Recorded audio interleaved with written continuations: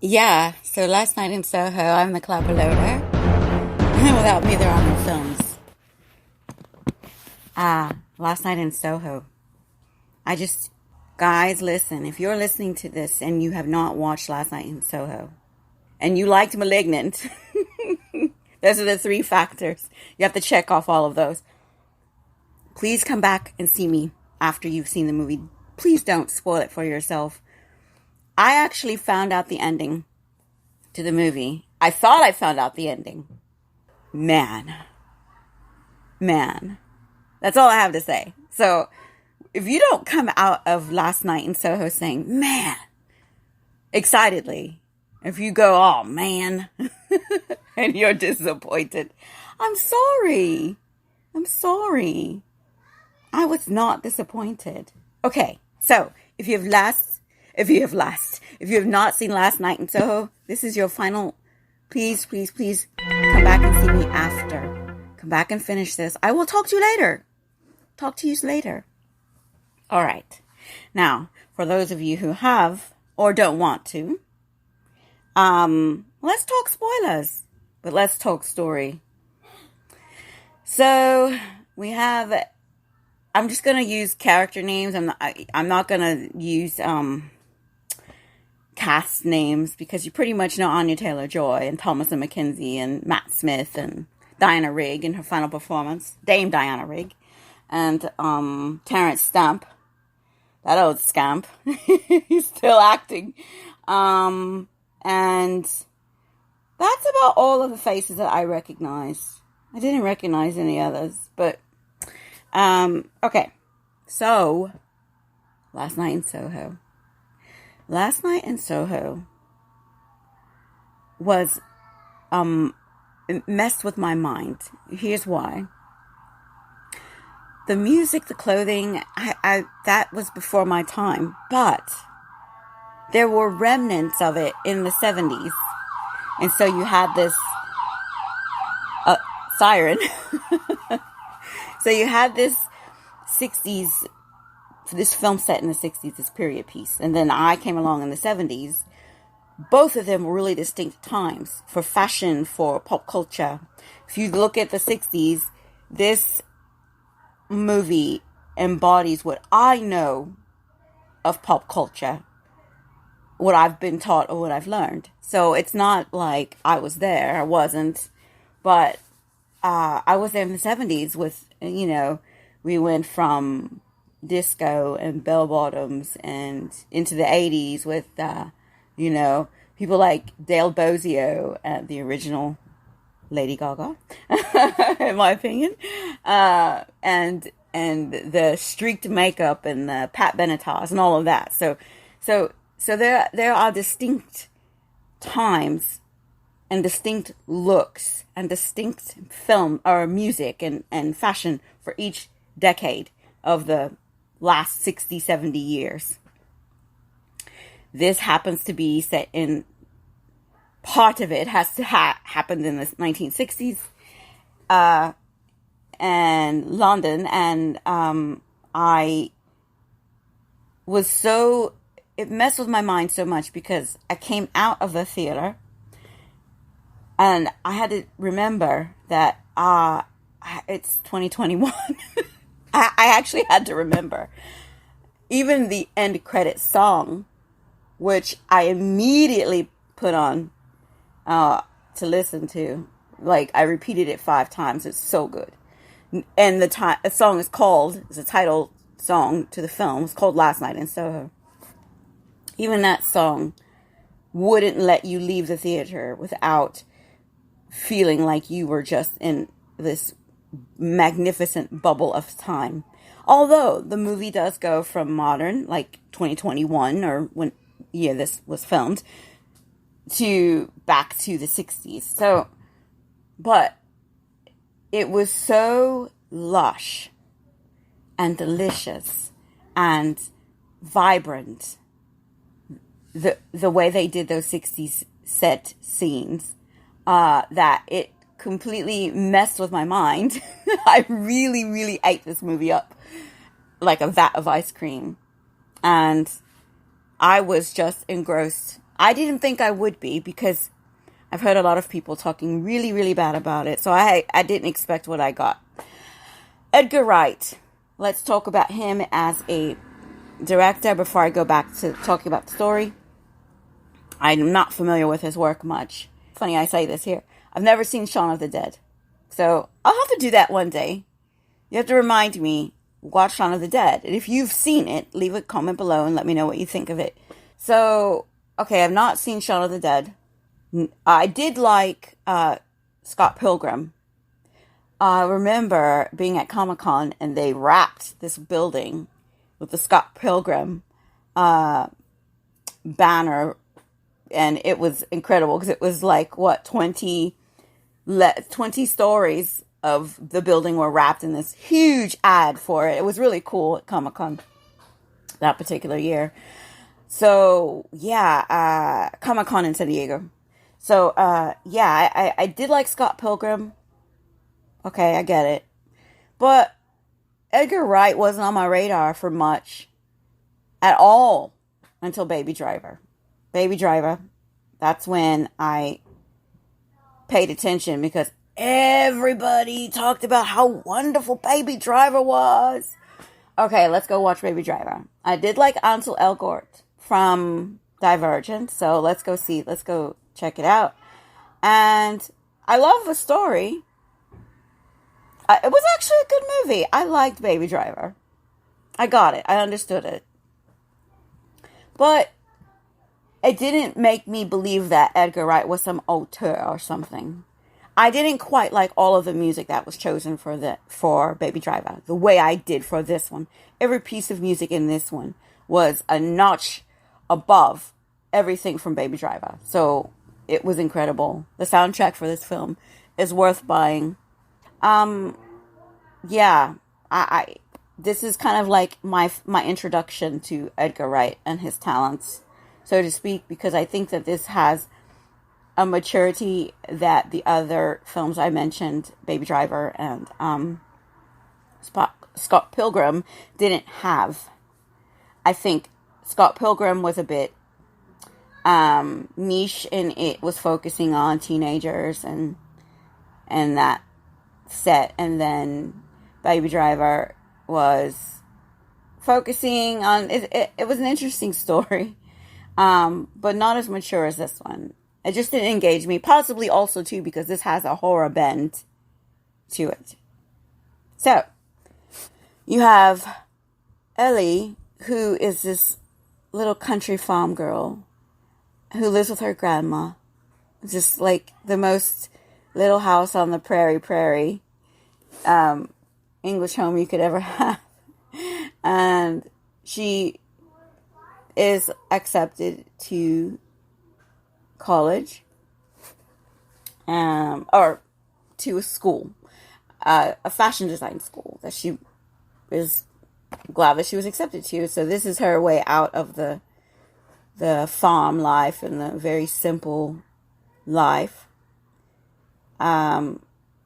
She goes to this big city, and we're following Ellie on her journey. And to be me, which is I am, even still, there are parts of me that are kind of a fish out of water, and I completely identified with her being an outcast, with some of the other students that she went to this fashion school with, and just not fitting in, and a sense of innocence. Like, you know that the world can be horrible, but you don't really need to have it in your face,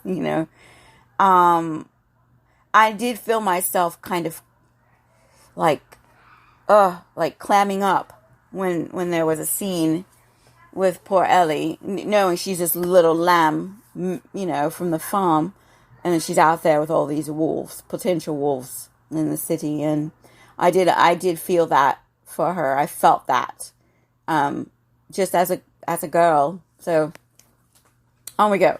So Ellie is living with her classmate in a dorm, and this particular classmate is the biggest bitch. ever. She is horrible. She's one of those people that needs a nose ring and then just, take that nose ring out for her. She was so nasty. And, Ellie didn't know how to handle her. She knew that she was being the butt of their jokes, the little clique that this other character had. But the way she handled it is just get away from it. I guess she wanted to focus on class. It was the best way for her to do it. Randomly, she happened to look at the board on campus and noticed that there was a note on the floor of all the notes. And the note was saying that, there was a room for rent. So Ellie goes to check out this room for rent.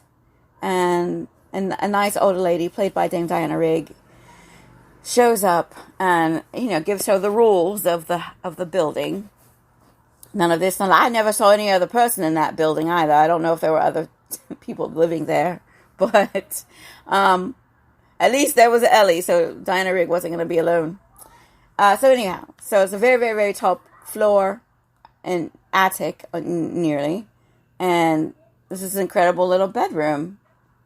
And so Ellie's, sleeping there. And she's comfortable, with her life there and being able to go to school without being ridiculed by her mate. And so she starts having visions. But here's where I'm going to stop it right here, because this is where everything got messed up in marketing, this film. Everything wrong with the marketing in this film. This film should have been marketed from the perspective of Ellie being a clairvoyant or a medium. Okay? Something like that. Because that's what happens. She starts channeling spirits. Now, there is a weird thing that occurred. She starts channeling spirits, but for somehow she's able to live events. But she's living events of someone that is still alive. And then another character is deceased. So I guess the deceased character is the one channeling her into I guess that would make sense. Because obviously, if you have a character that is still alive, they're not going to channel you because they're alive. But someone who's deceased, it would make sense that way. So, that makes sense now. Okay, so Ellie is a clairvoyant. Ellie sees spirits. There's so many shows that have done this trick, films that have done this trick. I remember specifically in Pet Sematary, the original one, directed by Mary Lambert. I remember in that film, Pascal, if you've watched it, with Dale Midkiff. Anyhow, I remember Pascal kept showing up to try to warn them of, things that were going to happen to them. But, and the way that the characters interpreted Pascal was, they saw him. No, they heard him. They didn't see him. The audience saw him. But the characters in the movie could sense or repeat what he said, or believe that thought that he was saying was their own. But, with this one, Ellie just lives out these dream sequences of, where she's asleep, but she's actually experiencing a past life. And it's a life that initially seems like fun, and I would want to go back to sleep to experience that as well. And then eventually she doesn't want to sleep anymore because things take an odd turn. And we get to, I was completely engrossed in this movie because, again, the way the marketing was, you were led to believe one thing, and then I could see going in cold, which I did not. I knew everything. So even then, I knew everything. I was still, aghast at what was happening. I was still like, oh my God. So we move along, and then Ellie, comes to the end of her story. And the end of the movie is completely ambiguous. I guess you write your own ending. The question is, ready? Did the top stop spinning for Cobb in Inception? Yes or no? In this film, the question is Ellie alive? Is Ellie alive? I don't know that she is. The end of this movie had that Titanic revisit the ship with Kate and Leo ending with everyone applauding nicely and everything was perfectly with a bow, which led me to believe that she was no longer alive. That's the way I saw it. She may have all of the ending may have been a perfect ending with a bow, but seeing all of the last events of the film, I'm led to believe that she was poisoned and died. Honestly, tell me what you believe below. Yeah, that's how I saw it. And even with that, I think that the movie is amazing. I want to see it again. Yeah, I love it. I love the movie. They did a really good job of not alienating the audience. This movie, unfortunately, is getting a lot of hate, a lot of press hate, and I don't understand why. Is it because it's just not the three-act structure that we're used to? Last Night in Soho is not getting the love it needs, and quite frankly, deserves. Absolutely deserves. Yes, it's just a feast. It's a musical feast. It's a visual feast.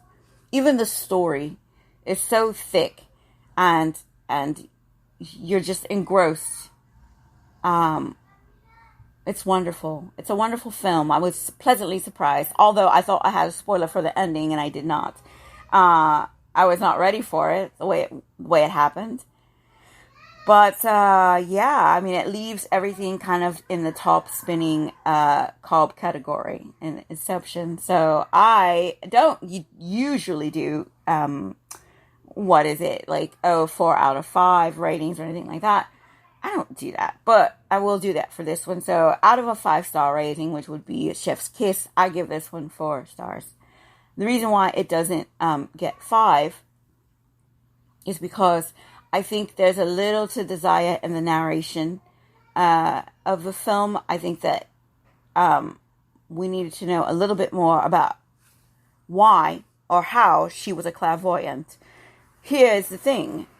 So Ellie is a clairvoyant or a medium, and she possibly got this genetically from her mother, who had mental health issues and committed suicide.